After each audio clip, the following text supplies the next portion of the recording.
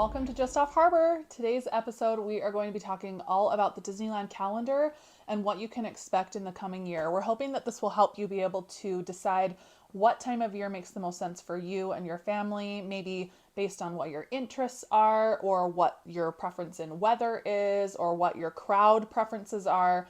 And we're going to try to help sort of guide you through how to weigh the pros and cons of each month so that you can make the best decision for you. Yeah, I think we want to talk about more like events and things that are happening and weather and practical stuff like that. But we're also going to follow this episode up with an episode about budgeting and planning for your trip based on how expensive it is to travel at each of these different times, because different seasons can vary on your trip. There can be ticket deals or there can be better prices on hotels. And so all those things we want to go over so you can plan for a budget in the next episode. But this one, we just kind of want to help you get excited for a certain season or a certain event or an after dark party or whatever thing that you may find that sounds fun to you and your family. That's kind of what we want to go over on this episode. Right. So if you've been to Disneyland before, maybe you already have a favorite time that you like to go. Some people love to go at Christmas. Other people really enjoy the Halloween season. Some people like to go in the spring when the weather's really nice and the pink blossoms are on the trees. So everyone has their thing. My personal favorite time, I think, is Halloween. It's just the most festive and fun. So I feel like if you're gonna choose a season and you're into Halloween, it feels the most special. You're going to have the most decor and like unique events. It's when Oogie Boogie Bash is happening. There's more unique characters out. The weather it's not usually rainy or anything like that. It's usually quite warm. But I prefer Halloween. What's your favorite season? I really love Halloween. The biggest thing about Halloween is you're going to run into a few more crowds.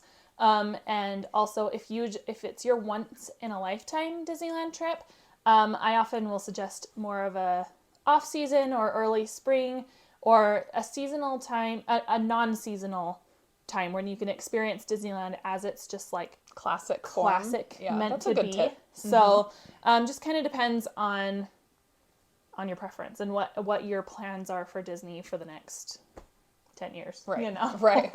So okay, so we're just going to start with January and move our way through. Maybe take a few notes if you're kind of trying to make decisions for yourself based on some of these events that we bring up. We're also going to try to sort of go over things like basic weather expectations during these periods of time and crowd calendars, as well as things like refurbishments, things you can expect in terms of maybe less access to shows or less access to like a more open calendar schedule. And so you can sort of make those calls. It's quite nuanced. Like you don't realize, and a lot of times people will make a decision and decide I'm going on a trip during X season, and they don't realize that maybe fireworks are only on the weekends or whatever. And so we're wanting to try to prep you for those things so that you can kind of isolate the most important parts for yourself, because everyone's different. And we have been to Disneyland quite a bit over the last couple of years. We have been in the parks every month of the year over the last couple of years. There's not a single month that we haven't experienced in the park recently. So I think we have a pretty good handle on what you can expect for all of those. So I think we should just start with January. Let's dive in. Okay. So January. The pros of January are if you go during the first week, you will get to benefit from the tail end of the Christmas season. So if seeing Christmas is important to you, but December feels crowded or expensive, or it's a hard month to travel, you can always try to hit that first week in January and still kind of get that Christmas vibe. So we recommend that for people that maybe still want to take advantage of the end of their Christmas break. So it's also a great one to give as a gift for Christmas, because you can give it, but you don't have to wait for very long. Yeah. Like your kids can, like, you're like, we're going next week, you know, like it's a little more exciting as far as like, you know, a gift situation, and it's still festive. Right. So that first week, like I looked up the calendar, this year it's through the 6th. You can expect all the same Christmas celebrations that you can get any other time of year other than Santa Claus. Santa Claus stops after Christmas, but they do bring in Santa Goofy. Because I think the idea is like, well, Santa's gone back to the North Pole, and they don't want to confuse kids and stuff by having it afterwards. So they have Santa, Goofy dressed as Santa, and that's kind of a fun, different thing. But everything else about the holiday season, the parade, the fireworks, the snacks, the special holiday atmosphere, that will remain. The tree stays up, all of those things. So that's a great week to go. Once you get past the 6th, you will still get to benefit from a certain amount of decor and things like that. Like Small World Holiday will remain up through, it's still on the calendar through the 15th. And I think we've heard it might be through even toward the end of January. So you can still hit Small World Holiday, but after that 6th, I think is when Haunted Mansion goes down to change back to its regular non-overlaid state. So you will start to see a little bit kind of pulled away after that week. That's typical for every year. I mean, like, we're giving kind of dates for this year, but you can expect like that first week is still Christmas. The second week is still technically holiday season, typically. They just start to kind of peel the layers away. You start to lose some of things, the entertainment. Like this year, for instance, it's going from the Christmas fireworks to just like the standard Mickey Mix Magic projections. Like there's just things that slowly start to trickle away, and then by like the third week in January, it's all gone. It's gone. It's back to normal Disneyland with no decorations, no anything really specific. Right. So it's just something to keep in mind, and that's also when you start seeing refurbs. So January, this is why it's a little bit cheaper to go at this time of year, is there are always scheduled refurbs in January. Like it's just a good time for Disneyland to put some things down. So if this is your once in a lifetime trip, maybe that's not a great time for you to go because you don't want to miss out on certain things. But also, if you don't really care about missing out on certain things and more of a budget is important, then it's a really great time to go. And also, if like entertainment's not really your thing, if you're literally just like, I want to go ride rides and be in Disneyland without the crowds, January is great. So, yep, you can expect as you're heading from January, and really January through early April, you're getting into kind of rainy season at Disneyland. So you do kind of have to anticipate that maybe the weather isn't as lovely as it might be if you go at spring break. But you're sacrificing some of those things for, like Britton said, maybe lower crowds, maybe cheaper tickets, cheaper hotels, cheaper flights. So you just kind of have to weigh all of that. As you get into the second half of January, Lunar New Year starts at Disneyland, which is a really fun celebration. It's mostly in DCA. They have it kind of down in that Paradise Gardens area. There's lots of just sort of Lunar New Year activities. They have sort of a cavalcade parade that comes through every day. And you get to see like Mulan and Mushu, like some of these like kind more of rare characters, and also celebrate the culture of the Chinese New Year. And it's just kind of a fun. They have food marketplace things with a festive food that matches, and it's a fun way to like get to have something going on in the park, but it doesn't get quite as crazy. No, like it's fun because it's something different, but it doesn't draw the same sort of crowds as something like Food and Wine Festival does, for instance. And so you get to benefit from a unique thing without feeling like you're dealing with the event aspect that some of the stuff further in the year brings. So that runs from toward the end of January. They haven't announced exact dates yet, which, like we said, we're trying to actually stay away from exact dates in this because we want this to be something you can reference generally, not just for the 2025 year, but for just the sake of giving examples. You're going to expect probably the end of January, maybe like the 20th-ish onward. And that ends, it goes about like a month. Mid-February-ish or so, toward the end of, maybe the 20th-ish of February. So it's a great season to go. Is there anything else specifically about January that we feel like we should mention? All I wrote. You mentioned less entertainment. Like you're probably, there's not going to be parades once the Christmas season ends. Fireworks are only on weekends. I mean, they'll do projections on the castle. They do that all the time. But like Fantasmic's going to only be on weekends. Fireworks only going to be on weekends. So that sort of stuff. And you also risk things like refurbs. Sometimes they do random refurbs of World of Color, or they do refurbs of like, there's just things. So if that part isn't as important to you, it's a great time to just go experience the park as, and just take it for what it is, what's there, and accept, like you just have to go in January with sort of accepting that you get what you get. I And think it's still great. the only other thing I wanted to mention about January is Disneyland typically will run a ticket deal of some sort, whether it's right now, like this year and last year, they did kids at $50 a day for between January, certain days in January and up to through like mid-March.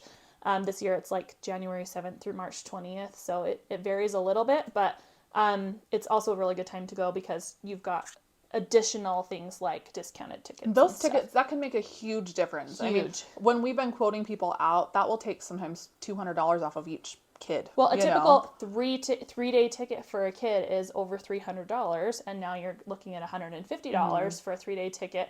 So depending on how many little kids you have in that 3 to 9 range, it can really make a difference to your budget. Which, in addition, especially if you're dealing with little kids, refurb season, kids don't care about refurb season. They are not riding Indiana Jones or Big Thunder Mountain or, you know, whatever, some of those bigger rides that tend to sort of get their overhauls.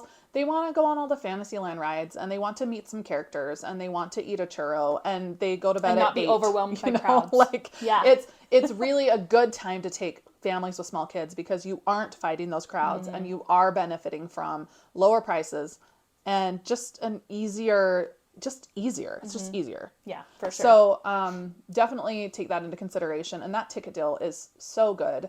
They also have currently, like they often do like Disneyland hotel rates and stuff, like extra percents on property rates. So it's a good time to be like, well, maybe we're saving money on tickets. We're going to spend a little bit more and also get a discounted rate on property option or different things like that. So you just have these opportunities kind of open up to you if you are on a budget. In the first January, February window. Well, and that's why we said we wanted to go through this month by month, and I said to take notes because it can feel really convoluted, like, wow, that's a lot of information, but really it's bullet points. You're talking about January has these pros and these cons, and every month is going to have kind of that sort of situation. Every single month has pros and cons. Yeah. I don't think there's a single month that's like, this is the magical month. Yeah, for real. There's things about each one. So we just want to point those things out to you so you can plan ahead a little bit. Right. Okay. So moving into February, we're dealing, like we said, you have Lunar New Year still through the majority of February. And they also last year started a newer program called Celebrate Gospel. It's sort of for Black History Month. They had, I believe, we weren't there exactly for that stretch of time, but they had some shows in DCA that were particularly focused on celebrating Black History Month. I think they have a lot of live entertainment of all different types of music and things like that. Yeah. So it's just kind of, again, Disney is good at making sure that there's little some amount of festival or entertainment happening in pretty continuously, pretty much all the time. So you're gonna find things at certain times of year that you won't find any other time of year. So February is great for that. They have Sweethearts Night in several Sweethearts Nights the first couple weeks of February. So if you're looking for a couples trip, it's a great time to go. Especially because February, would you say it's probably the rainiest month? In our experience, I feel like that's been February feels like the rainiest month. So taking little kids through February can have a little bit of a struggle because of just dealing with wet stuff. But when you're just doing an adult trip, staying dry in Disneyland is not hard on your own, really, overall. It's really when you've got a stroller and little kids that won't keep their little ponchos on and everything's dragging and everyone's stomping in puddles and stuff. That's when it gets dicey. We've been on plenty of trips, just the two of us, or with my husband and stuff, where it's been raining. And yeah, it's a little some people love it. I have a little bit of a hard time with it because I'm very type A. I like all my things to be clean and dry and how I want them, and I don't want things getting ruined, and it makes me I have anxiety about it. Yeah. More than ever actually getting too wet, I have anxiety about getting wet. So because we're really good at actually staying dry overall. Yeah, There's we've plenty of never ways been to just do that. miserably wet. No. Even on the wettest days that we've been there, I don't feel like we've ever been we can't handle this. No. But if I had my little kids with, I would be a wreck. And it's, again, my own anxiety more than anything. But yeah. Well, and even then, so our very first trip with my kids, our very first day in the parks was the wettest day I've ever seen in Disneyland ever since. It was they were sweeping puddles into the gutters. that like we were walking, like our shoes were soaked in 5 minutes. I We would didn't not, really plan. I wouldn't do well. We didn't really plan well for it. We didn't have like a stroller cover. Like there were things. We were not prepared. But it's, even though if you do get wet, it's not necessarily cold. Yeah. Like our kids were like 2 and 4 and they were soaked and they did not care. Like they actually probably cared less than we did that they were wet.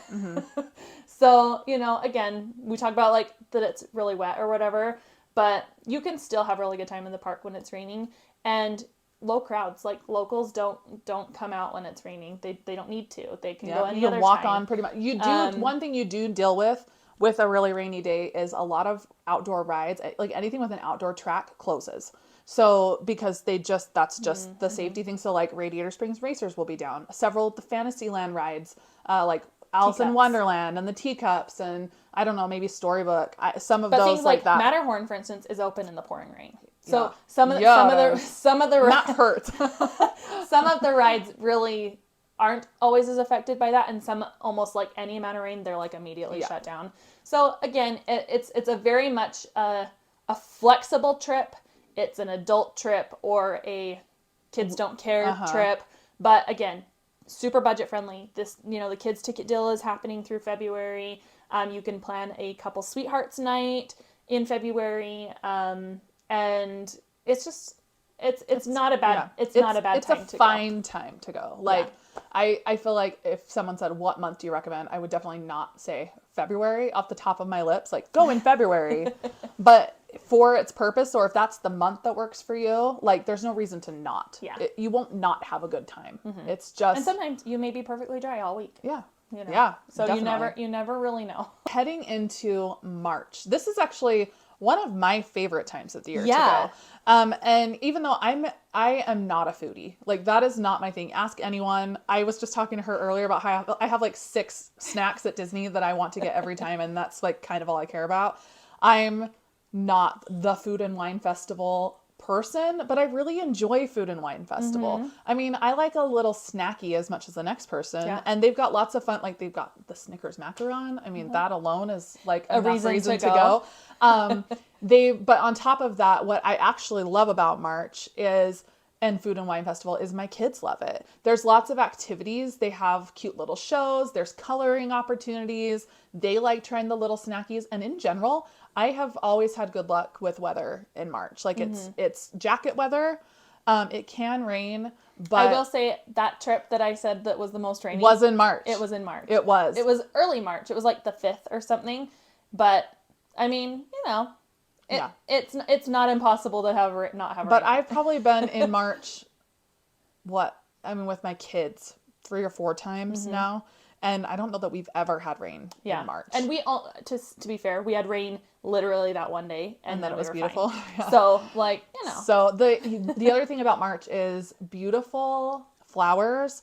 The trees are beautiful. Like Disneyland, even if you don't get the full like pink blossom part, Disney in general is blooming. The baby ducks are out. The baby ducks are out. Like they also had the last couple of years have put Minnie Mouse on the front of the train station instead of Mickey Mouse for Women's History Month. Love that. Which I'm always like, just great cute little feeling in my heart for that. Yeah. So I actually really appreciate what March has to offer in general. I feel like my kids always look like, you can choose cute outfits for your kids. The pictures that you take always look really pretty and bright. It's still like sweater weather, like sweater and leggings and maybe a jacket at night or something. Like it still can be cool, but you're not going to freeze. And I would always rather be cold over hot in general. Like I would rather, because you can remedy cold. You can take layers off, or add more layers and feel good. You can only take so many layers off, and so sometimes the hotter months feel so like suffocating to me, because I'm like, there's nothing. I'm just hot. I'm just sweating everywhere. This is just me.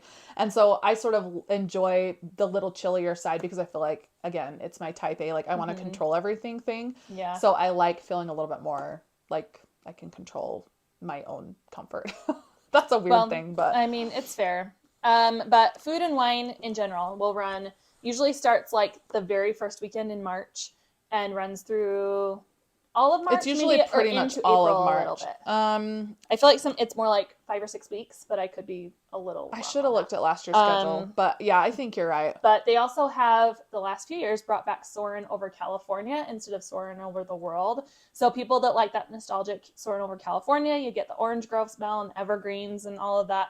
That's kind of if that's something like, I haven't seen that in so long, I want to do that. That's kind of a fun reason to go in March as well. I'm actually thinking that Food and Wine goes through most of April because remember last year with our retreat, Oh, and we had I sort of barely think missed it, I we think. barely missed it with our Yeah. retreat being at like the very end of April. So I think it kind of runs, like you said, maybe like 6-ish Yeah. weeks. So you can sort of plan on that. So if you have an early April trip, you're definitely going to hit it then too. Yeah. But March is, so if you're looking for crowd wise, the earlier in March, the better. If you can go that like the first through the 10th, I would say you're pretty still in like off season. Once you hit about the 10th, that's when spring breaks start happening all around the world. And everybody starts kind of descending on the park to experience Food and Wine and spring break sort of stuff. So you can expect spring break for a solid month, like March 10th through probably about April 20th. Well, I feel like the first side of that is usually like local spring breaks a little bit more, and then the second half is more like tourist spring breaks. Not that it really makes a huge difference, other than I do feel like in March, because locals tend to be a little bit less gung-ho. Like come for the day and go Yeah, home. that you still have a little bit quieter mornings and quieter evenings because people aren't like start to finishing it, and you get into that real heavy spring Like break first week week of in April. like the first couple weeks of April, and it's like diehard vacationers who are getting every hour out of the park. So I have still felt like even though it's technically spring break season, March is a better time to hit it than April if you're looking for low crowds. There's something that happens towards the end of March, early April, where you start having more entertainment start showing up. They tend to have a few more availability for even like weekday fireworks sometimes, or more weekday phantasmics or different. Like I feel like there's just like little windows where there's opportunities for more entertainment where January, February, March, you get fireworks on the weekend. That is it. You get projections, but you don't, and same with Phantasmic. You only get it on the weekends because Anaheim has sound ordinances with the city, or Disneyland has sound ordinances with Anaheim that they can't be running fireworks during the school week. So, and they get little breaks here and there for like Christmas. They can do it longer. I think for spring some breaks part of and Halloween stuff like and that. stuff. Some parts of Halloween, but they cannot do fireworks. Plus, because of the weather, you have more chances where it gets canceled. Yeah, and stuff. because they put those wind balloons up, and you can be waiting for an hour or longer for fireworks, and they don't tell you a thing until they Like, put up that right last before. balloon, and then they're like, "Sorry." So again, like if things like fireworks are important, waiting till like later spring, you have higher chances of things going the way you want them to. Yep. And again, this is one of those situations where you're weighing the pros and cons between, do I get everything on my wish list, or do I get to enjoy less things on my wish list with less crowds or less money or whatever. And so it's because I can't think of a time of year that I've gone where I've been like, that trip wasn't good. That trip wasn't fun. No. That trip didn't have enough to offer. You can't do everything at Disneyland no matter what. If you stay there I've been there sometimes for 8 or 9 days at a time and still could have done more things. And so even if a handful of things are not offered when you're there, you're not going to do everything else anyway. So it's just really wrapping your head around it and going prepared so that you're not disappointed. That's the real issue. And picking out the handful of things that are the very most important to you, whether it's budget, entertainment, ride closures, weather, seasonal offerings. Just pick out those handful of things and hone in on it and plan on it. Because the hardest part for me a lot of times is just deciding on like dates.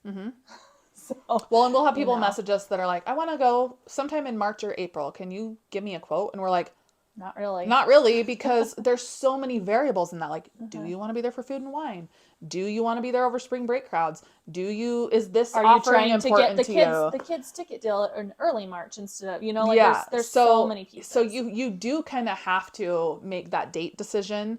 And that is really the only major decision you have to make in all of this is really what those dates are going to be. And realize too that, for instance, maybe you get more time off of work by going over the weekend, but also maybe it's a little cheaper if you could go like Midweek. Monday through Thursday, and maybe kind of pondering through all those pieces, which we as travel agents can help you with too. Yeah. So if this feels hugely overwhelming, you come to us after this episode and you say, I think it sounded like maybe I want to go in April.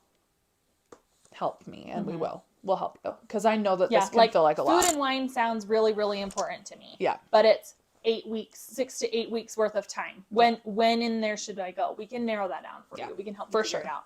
So don't panic. Don't panic. I know it sounds like a lot. We always do this. We're like, let's not scare them. I know. And then we get on and we're like scaring people. So sorry. No, We'll rein it in.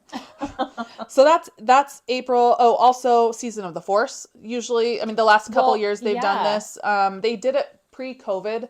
I think up until about 2018, it was a thing that was happening. And then they didn't for a little bit, but then it's back again. So it's basically April, mid-April, they sort of do like a Star Wars focused celebration. They have like different food at some of the, especially places like Galactic Grill and some of those more like Tomorrowland areas. You can get desserts that are themed a little bit more like Star Wars. Hyperspace Mountain tends to come back, which is actually totally my favorite. Love Hyperspace. So if you're into Hyperspace Mountain, that's a great time to go. If you're a Star Wars fan, they also have like little activities. My kids did a scavenger hunt while we were there that they really liked, where you went to Galaxy's Edge and found all these different things, and then you got a little like trading card and stuff. So there's things to do. If you're a Star Wars fan, that's a fun time. And then as you head into later April, they start to offer Star Wars nights, or at least historically the last few years, where it's very Star Wars focused. They've got like really rare Star Wars characters out and Star Wars food offerings, and everyone dresses in Star Wars character outfits and brings their lightsabers, and it's a whole thing. So if you're a Star Wars person, maybe that's a great thing to plan your trip around a little bit. For sure. That's most of, I mean, we've kind of combined March and April in a lot of ways because it's kind of the same season, that spring break and Star Wars season. If you're picking, again, any part of, if you're like, I don't care if it's March or April, I'd go like beginning, and you're worried about crowds, beginning of March or end of April. Like that middle part's going to be the most like crowded and busy and spring break stuff. But if you can hit those end weeks, you'll do pretty good. Yeah. Yeah. So, and then, this is technically May, but as you head into May, on May the 4th, they tend to do, again, related to the Star Wars stuff, sort of a culmination of the Star Wars things on May the 4th for May the 4th be with you. So, that's a priority for a lot of Star Wars fans. It's a great week to be there. I kind of think maybe that's on like a Sunday or a Monday this year. So just think about that. And then as we're heading into May, you start to have grad nights. This is another thing that people panic about because they hear that there's grad nights and they're like, and how will this affect they're my like trip? Every 2 or 3 days. So there's not even really great ways to like avoid the grad nights if you're going in May or June. Yeah. Because they're all the time. Yeah, but you really don't need to panic about it, because the thing is, so a grad night is essentially a time when Disneyland offers graduates, like high school graduates, a ticket at a lower rate that gets them in for a day in the park. Well, there's different ones, but gets them in for a day in the park. And then they have sort of a nighttime celebration that's sort of a private event in DCA. That's just for graduates. So people kind of freak out because they feel like the crowd, the parks get like, it's descended on by youth. And which to be fair, it kind of is, but especially also in the evening. We've been there during grad nights and I don't feel like I've ever felt, I mean, you notice groups of teens around, but there's enough security and there's enough, like, I don't know. I've never felt like anyone was obnoxious or disrespectful. I never experienced really anything too awful with grad nights. And so don't let it ruin your, like, don't panic. I actually did write down when the grad nights are. They start May 9th this year. And like Britton said, they're pretty much like every 3 to 5 days through May and June up until June 13th. So May 9th to June 13th this coming year. And that's pretty typical, mid-May to mid-June. But basically, if you are really worried about that, you can plan to get park hoppers, because then as the youth start descending into DCA for the mix-in time, you can hop to Disneyland. It's sort of like with the Oogie Boogie thing we've talked about, where as the mix-in starts happening, you want to move. And if you don't have a hopper, you're just kind of like have Out nowhere to the go. So that is something to consider with that. But just generally, I feel like on a lot of the boards, people are like, I scheduled my trip over a grad night. Now I don't know what to do. And the answer is nothing. You can't do anything about it, and it's not the end of the world. So On the other hand, don't though, stress. if you do have a grad, it's actually a really fun thing to get to go have your graduation trip at Disneyland. You can take a couple of like, this isn't chaperones. I was going to say chauffeurs, and I knew that was not the right I could word. see your brain trying to work really hard. I was like, what is Take she a couple going? of chaperones, take your kid and their friends, go do the grad night. Like, it's actually a lot of people we didn't ever do grad nights when we were kids, but people that have done grad nights always look back on them very fondly, that they were like such a fun, like, get to go and have a trip and be with your friends and all those sorts of things. So if you are looking into a gift for your grad of some sort, planning a trip around your grad nights and booking grad night tickets and stuff is all something that could be a fun trip to plan for that time of year as well. Yep. So that's May. And again, into back June. to weather a little bit. May is great. Like, Yeah, May is actually a beautiful month to go. It's always really comfortable. Maybe like spirit jersey at night, but you can still wear shorts. Like, it's not super cold. It nice hardly and ever comfortable. rains. It doesn't get overly hot during the day usually. But this year, I'm guessing though, I think our guess We is have a like guess, yeah. May 16th. This is not an announcement not coming an from anywhere announcement. official. We've heard nothing. Based on what we've seen and heard and ticket deals that are happening and things, That's our feels like the Disneyland 70th drop to us. May 16th is a Friday.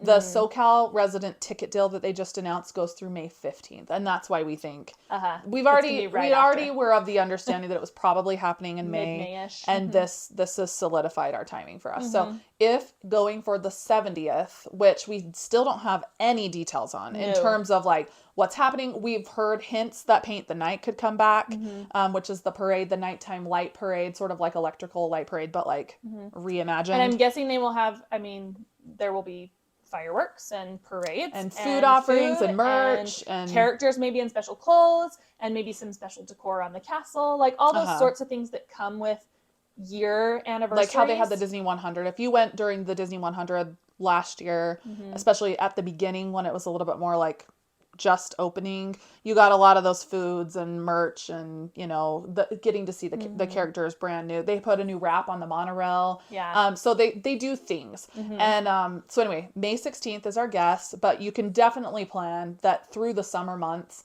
at some point, you'll definitely be experiencing that 70th and they will have all anniversary. of those things happening. Like the whole you don't summer. have to feel like I have to be there for the first week.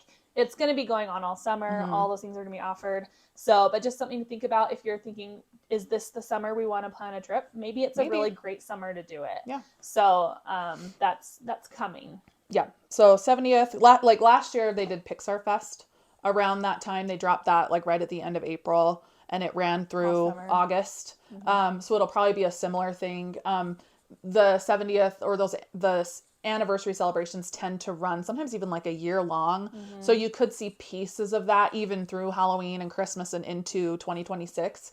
But the bulk of it will likely happen in the summer months this coming summer. So just keep that in mind.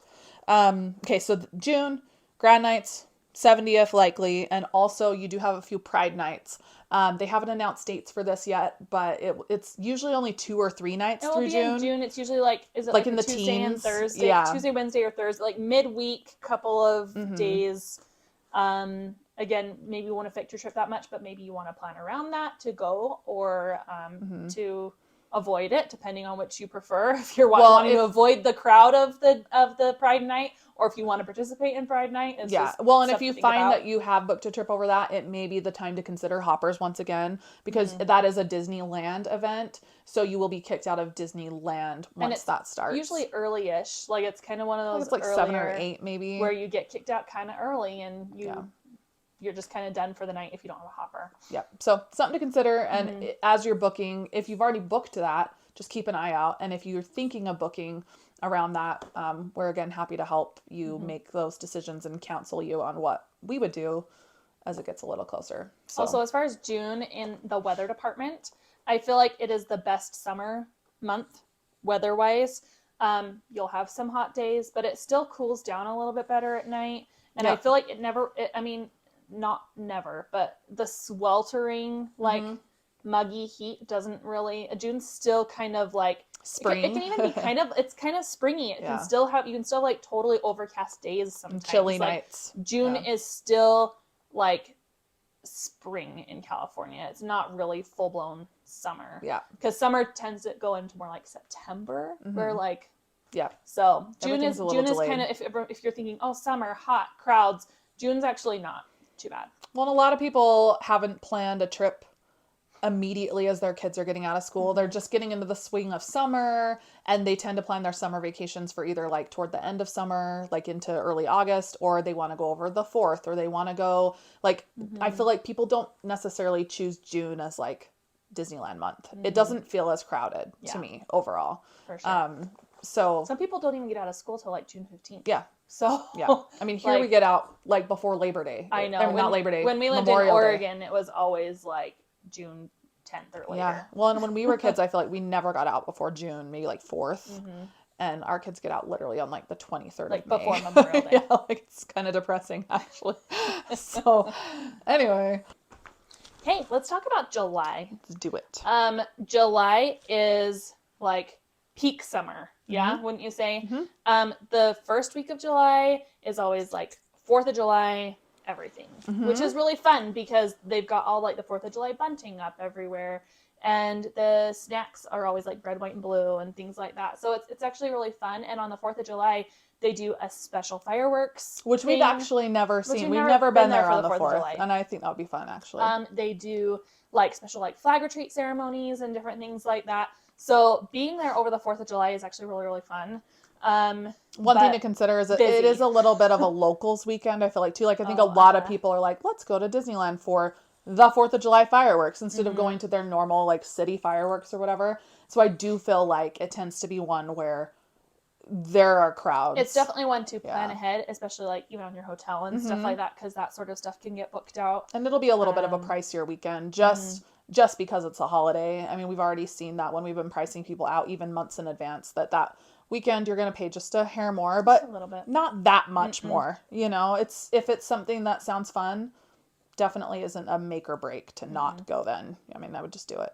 But as far as the rest of July, you've got, I mean, it's going to be hot, which again, you can stay cool. You wear shorts, you wear tank tops, you wear athletic wear, you bring electric neck fans, you know where the air conditioning is, you know, water bottles. You have a dining reservation in the middle of the afternoon. You swim at your hotel. Yeah. So it's just a different trip. This is where we actually would encourage you to be picking a hotel too that has like a fun water park, like the Courtyard theme park or the Howard Johnson or the Cambria, or stay on property at one of the on property. This is a good time to take advantage of the value of an on-property hotel because their pools are so fun. For sure. So it's maybe a time to splurge on the on-property situation a little bit more because you're taking advantage of all of that in the middle of the day. Yeah, I think that's a good tip. So something to think about there.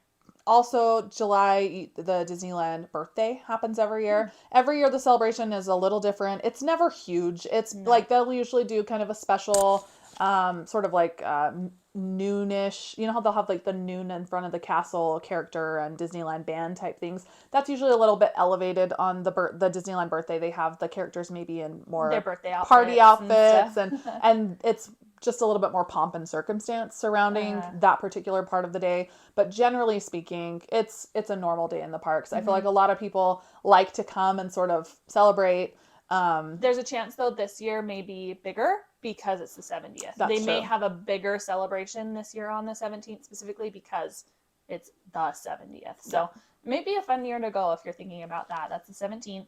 But then the rest of July is pretty much just like normal summer trip. You know, so it's a great time to go. We like July.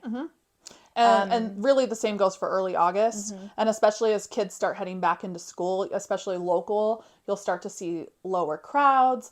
They do start kind of prepping for Halloween in those like mid-August weeks. So you may start to see a little bit of Halloween decor go up. But in general, I feel like I've taken my kids that week right before we go back to school. That's like the 10th through the 14th or something. And we felt like it was, I mean, the weather was great. The crowds were low.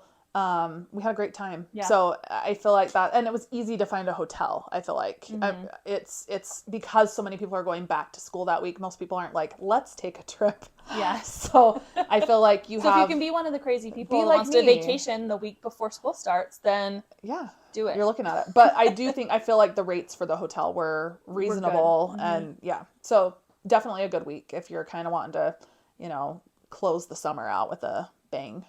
Should we talk about our favorite time of the year? Let's do it. Halloween at Disneyland. So typically, Halloween hasn't started before September 1st until this year. This year, it started August 23rd, which is like a whole week before it typically starts. And it was already a long season. It's a long season already because it's a full 2 months. But, we don't have dates yet. But again, you can probably plan. I would think that they would take advantage of that last week of August being Halloween instead of nothing. Because actually it used to be that the last week of August was a really great time, like super low crowds because kids were back in school and people were waiting for Halloween. But now they've jumped the gun a little. I'm sure that last week in August was really successful for them this year. So I would assume that will probably happen again.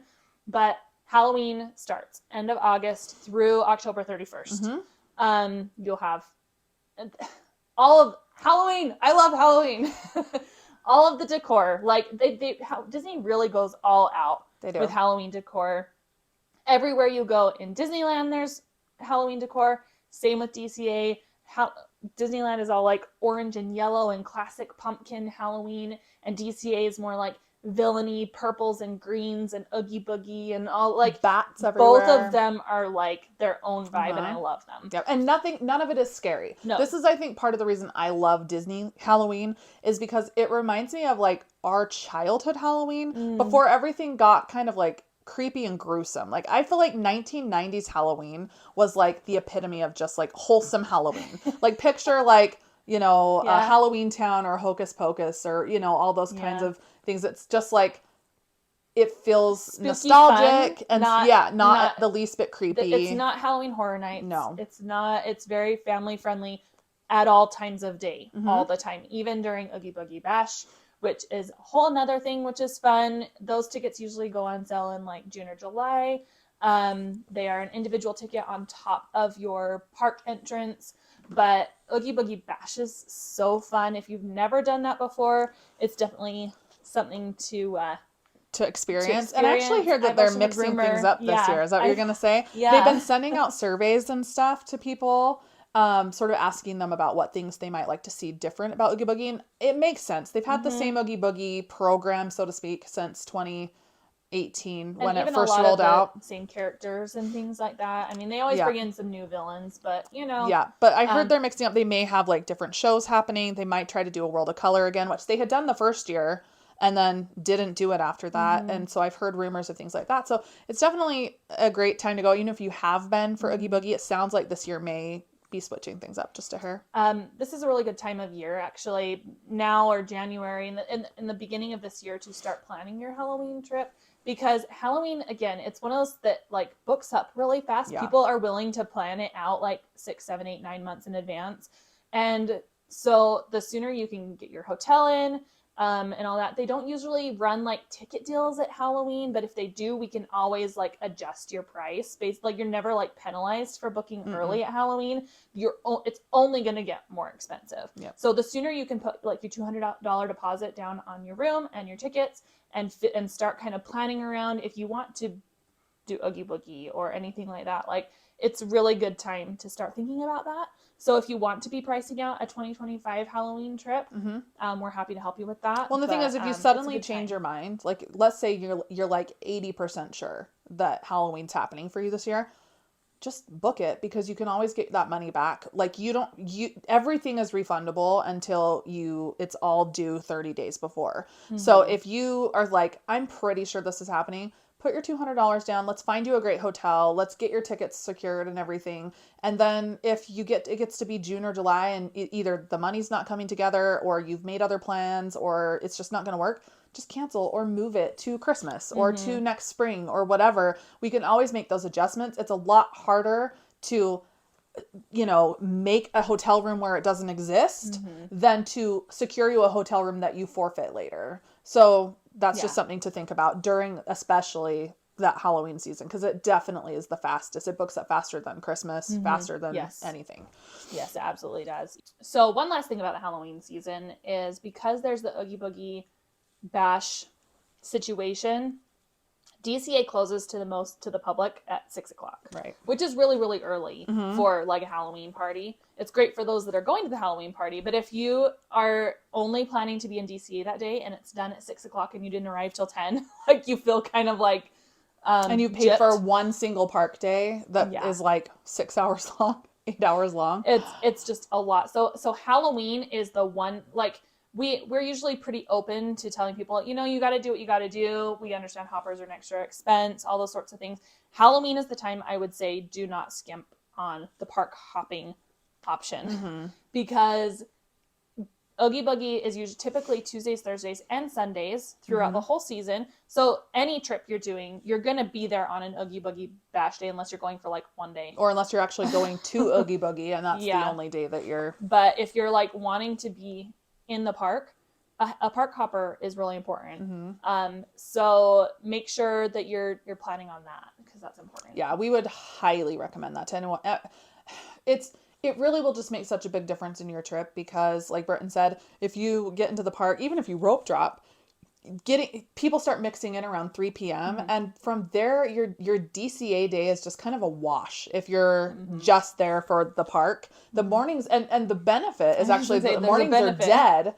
So like if you have a hopper, you can start in DCA and enjoy those low crowd mornings. Because people that don't have a hopper know better and they're start in Disneyland. And so Disneyland's crowded all day. Yeah. So if you're a smart person, you get a hopper, you stay in DCA from the morning up until it starts to pick up as people start kind of mixing in, and then you go take a break at your hotel and then you head into Disneyland for the night and you've gotten actually a really great value out of your day. Getting hoppers is typically around $90 extra per person now for your whole ticket. Yeah. So like if you have a 5-day ticket, spread that $90 over 5 days, divide it by 5, and that's how much it's costing you per day to have that additional freedom. And that helps you generally, not just for Oogie Boogie. It makes it so you can make reservations in either park without being worried that you're not in that park and don't have access that day. You can walk through, if you're staying at one of the hotels over along Catella, like Stovall's or the Westin or any of those places like that, Pixar Place, like you can exit through DCA and that makes a big difference in the amount of walking you're doing. So there's other value beyond just the Oogie Boogie thing, but that primarily is important during that window of time. So I would not go to Disneyland without it during Halloween. I would choose a shorter trip with hoppers than a longer trip with single park per day with Oogie Boogie messing up your schedule. That's how I feel. I think the last thing to mention about that season is it's hot. This is like probably the hottest season, more than even like July and August. September is like, can be really, really sweltering. If you are planning Oogie Boogie, you don't plan a big like sweatery zip up heavy costume, lightweight summer costume. This is not the time. This is not winter in Utah, Halloween. I just always think of like your coat underneath Sully, like people wearing like Sully onesies. Yes. That's just like, it's never going to be a yes for me. It's just too hot. So planning that it's warm season. So keep that in mind for September, October. Starts to cool down toward the end of October. It's not quite so bad, and what's weird about it is even though it can be really hot, I've also miscalculated and not brought warm enough clothes for like stroller kids at night. Because I'm like, it's so hot that time of year. We're always dying of heat. But then maybe there's a colder evening and I end up bringing my kid in his like footy pajamas into the park that night because I don't have warm enough clothes with. So you do still have to kind of realize there's something about California, especially if you're from somewhere that's not humid like we are here in Utah. The nighttime weather, even... I mean, really all year. Sometimes it's really hot all night long. But generally speaking, the minute the sun goes down, you go from sweltering to actually feeling chilly. So just keep that in mind. And that goes for all times of year. Like she said, it's just like that. So layers. That's Halloween season, August, September, October. Getting into November. The first week of November is actually a really good low crowd time. If you don't care about the season necessarily, that there's decorations happening, they start to decorate for Christmas a little. You'll see some like holiday swag going up and things like that. But the Christmas tree is not typically going to be happening till like right before Christmas starts. But it's a really good low crowd time with pretty decent weather and all of that. So it's a if you're looking for kind of a lower budget, low crowd time and you don't care about the seasonal offerings, that's a good time to go. Yeah, well, when we went actually this year, usually we come on Christmas opening day and stay through that weekend. But this year, because of our schedule, we actually went a day quicker than Christmas break. And it was like maybe pretty dead. Like the lowest crowd day we've been to like in a long time. Yeah, like rides. The day before Christmas. Wait times. We kept looking at the wait times. We're like, everything's like 10 minutes. You know, like we didn't get lightning lane that day. No. We just walked on basically whatever we wanted. But yeah, actually, because it was the day before, everything was up. Yeah, the tree was up. The tree was up. I mean, it was basically Christmas. You just couldn't have the snacks. That's pretty much the only thing that doesn't fully open. Yeah, I know, because we were like, one of our eating days is fully just not available to us. But yeah, Christmas. Yeah. Okay, let's talk about Christmas. So Christmas typically, it actually started a little late this year. It usually happens like around Veterans Day weekend, wherever that falls. This year it didn't actually start till the 15th. It's usually more like the 11th or 12th. Yeah. And this way it was like, like the following Friday from when it's kind of been.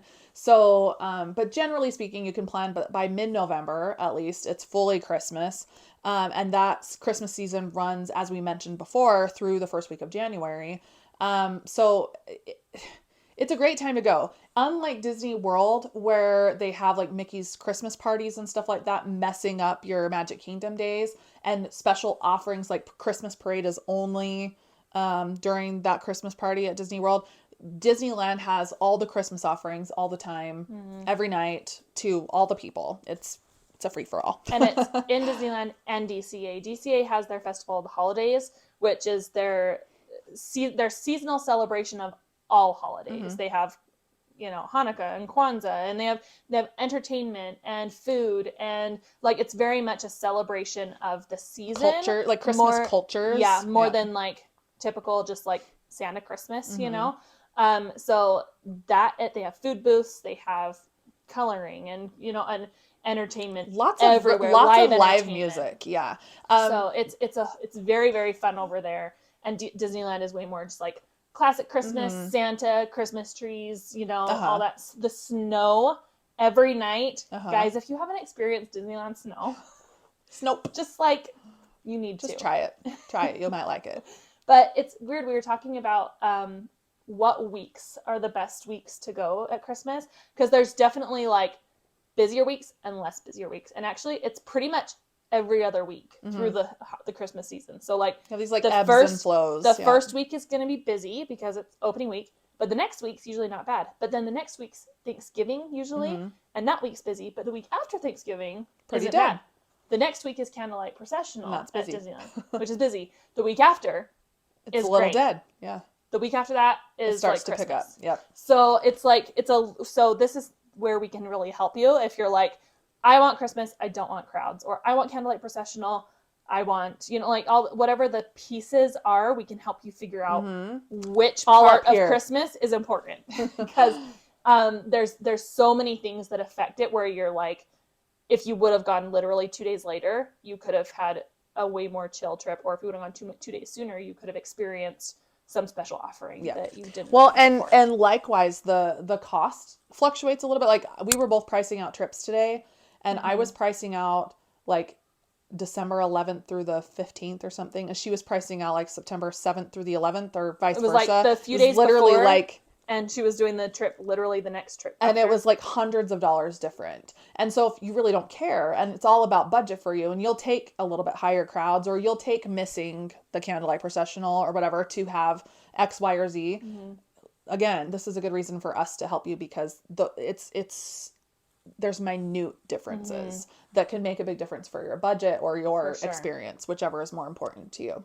But I mean, we've said this a lot, but I feel like Halloween is more fun and kind of a party vibe and, you know, spooky and magical and whatever. But Christmas is way more like magical. Like Christmas, like Classic. classic snow and the music and the, you know, Santa and all of that. So just depending on what type of trip you feel like sounds more fun, if you're like party vibe or like magical vibe, that may help you decide which one. Yeah. Well, and like I feel like I really like Halloween with my family, and I really like Christmas as like a couple's trip, for instance, because it does have a little bit more of like a romantic, magical, quiet. It's a little chillier. You're in your sweaters, you know. And Halloween is, like you said, more like it's a party. Everywhere you go, it's just you're just bopping along, you know. So and I've gone with my kids at both, and as so have you. And my kids tend to lean back to Halloween. But they really loved their Christmas trip. They really felt they were way more into like they loved the Christmas parade way more. Like I didn't think that the Christmas parade is amazing because I love it too. They are typically like ride kids, you know. But they were like, when we went this last summer, they're like, "Is there a parade?" And I'm like, I didn't even know that you cared. But they saw the Christmas one and loved it, and so I was like, yes, it's magic happens. It's the best parade of all time. You know? I know. I actually was going through some old content the other night, and I ran across me videoing my youngest, who was 5 at the time, had just turned 5 last year when we went for Christmas, and we're watching the parade, and he waved through the entire parade at every single person that went by. It was the cutest video. He's like over there like just waiting for them to look at him. And he is not a guy that's into parades. Like, I've never seen him care for 1 second. He's not a hold still kind of kid. No, but this was like, there was something about it. It was like he wanted every reindeer to see him and every, you know, gingerbread man and every dancer and Santa Claus himself to, you know, pour down his blessings upon him. He was all there for that. So anyway, it really is. It puts you in a mood, and it's something that isn't really even tangible. It is sort of it's a crowd mentality thing. Everyone's just so cheerful and cozy. When we got lucky, we actually ended up with spots like up on the porch on Main Street. Like we kind of like snuck our kids up and just right there on the stairs. And my little girl sat there with her like little legs crossed like this and got to sit and watch the parade, where a lot of times you have to stand and stuff, and just like sat and watched the magic go by. Like, I mean, you can't like I was replicate watching that either. her most of the parade. Me too. That's how I was saying about this, like videoing him watching. So again, yeah, I don't know. We just really want to help, like we've always said, to help you have the best Disney trip that you can have. Whether it's, you know, we don't want anyone to ever go away feeling like they weren't able to navigate the crowds, or it was so expensive and they came away broke, or some event that was happening took them off guard. I feel like this is something that happens a lot in the groups, is people will go and come back and be frustrated because they didn't realize that candlelight processional was going to be happening, and that every time they wanted to get in and out of the parks it was next to impossible, or that they like, it's good to be informed because you can make a decision about what parts are important to you, or at least be like sort of have a little informed consent that that's what you're doing with your week. Because I feel like being able to anticipate it, even if it's less fun, like for instance, we're going to Disney World with our kids for Christmas. I am fully aware it's going to be a logistical nightmare because there's going to be so many people everywhere we go. And I'm just trying to remind myself that like, that's going at Christmas. That's what it is.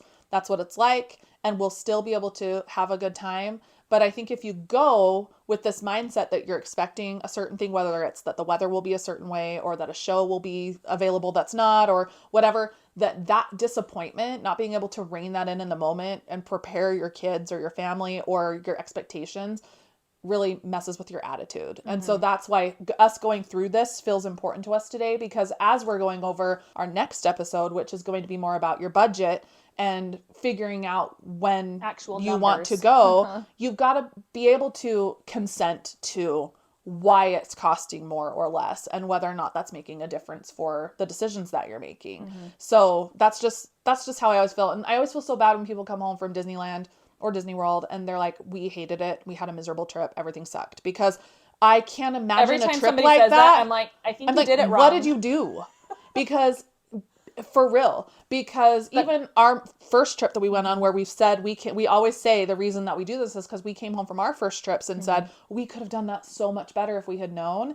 And I still stand by that. I want people to definitely be more prepared than that. But I also think people need to put in a certain amount of work in order to understand what they're getting into, whether that's how to use lightning lanes or what they need to buying the hoppers during Oogie Boogie or whatever. Because yeah, it would suck to show up at the parks at 10 a.m. and have all the rides be 50-minute waits and also have to leave by 4 when people start crowding you in DCA. That would be a sucky day in Disneyland. Yeah.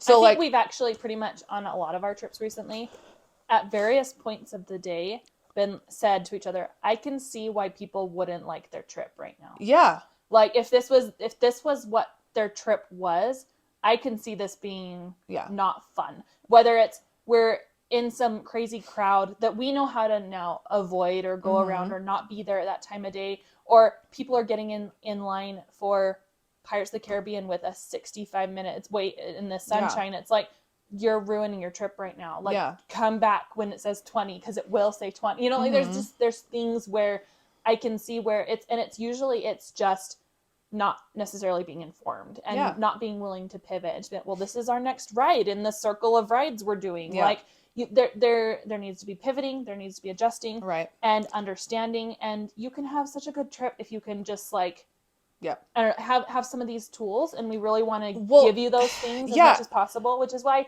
every time we book trips for people, we are here for the hand holding. We're here to like answer the questions. We're here to be like, oh wait, no, let's actually have you go this week instead of this week. Or and so we love that we can offer our services completely free, because like we've said, and if you don't know this, you need to know this about travel agents, that if you go and book your trip on the Disneyland website versus us, it's going to be the same price, because Disneyland already charges a travel agent fee. If they, if you do it on Disneyland website, Disneyland just keeps it.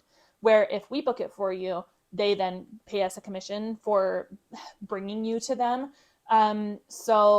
But you also get all of our help with your payments and making sure that you have things scheduled, and helping you if you have questions about your reservations, or your giving you advice on which hotel to stay at and what time of year to go and how to use lightning lane. And so we understand the whole like, what's the catch there? When we say there's literally no catch, there's literally no catch. There is no extra cost to have us help you book. There's no extra expense, and actually a lot of times we can help you save money, because a deal comes up on your hotel that applies for while you're there, and we get to apply that for you and save that money, because you're not necessarily monitoring your price day by day with your hotel like we are.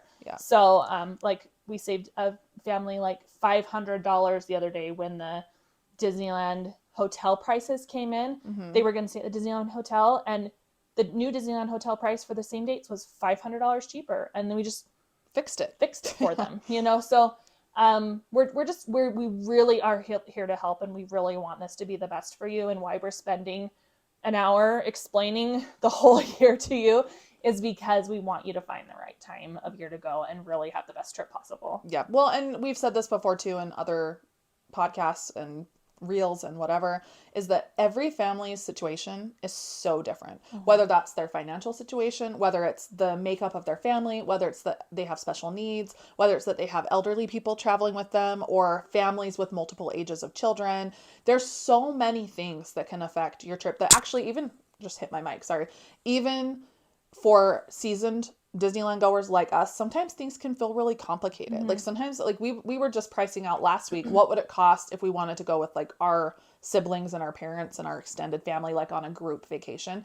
And there's so many nuanced pieces to that of like, well, these people have a baby and will need to be able to go back for breaks. And these people, you know, these are older people that maybe can't walk as far, and these are whatever. And all those parts create such this like working, living organism that if you have also on top of that no context for what you're even talking about, where you're going and how far it is, and or if all it's a those good things, deal.